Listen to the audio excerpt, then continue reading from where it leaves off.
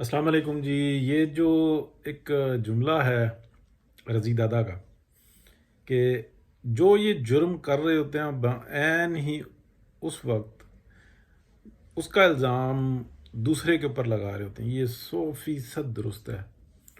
یہ مسلسل جو ہے نا، عمران خان صاحب یہ جو کہتے ہیں نا کہ یہ جو اپوزیشن ہے ان کا لوٹا ہوا مال جو ہے وہ یورپ کے پاس موجود ہے، اور یہ اس وجہ سے ان کے خلاف نہیں جاتے، لہذا میں اٹھوں تو یہ آپ بات سمجھیں، بیڑا غرق کرے پاکستان کا، معیشت ڈبوئے پاکستان کی، سی پیک روکے پاکستان کا، پاکستان کے بچوں کا فیوچر خراب کرے، ہر حساب سے تباہی پھیر کے رکھ دے، وہ الزام دوسرے پر لگائے۔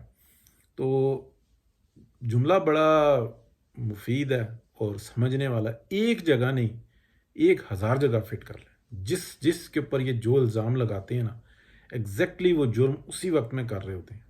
منی لانڈرنگ، یہ ٹکا کے منی لانڈرنگ کر رہے ہوتے ہیں۔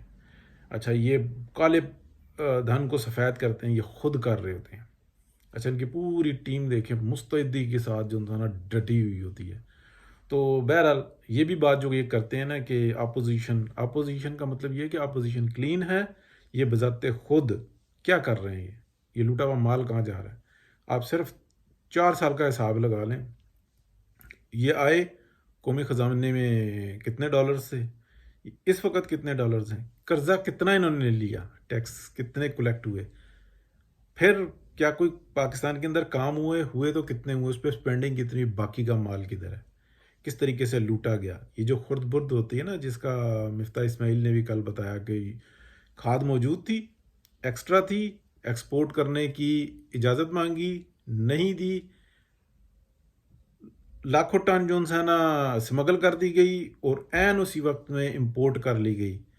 اور کتنا بڑا یہ کرائم ہے، یعنی کہ ایک روٹی کے اوپر 3 سے 4 روپے انہوں نے ایکسٹرا کمائے۔ ایک انسان جو روٹی کھاتا ہے اس کے اوپر انہوں نے اتنا بڑا گھر بند کیا، یہ اتنے بڑے ڈاکو ہیں، اور اس کا الزام بھی دوسروں پر لگاتے ہیں۔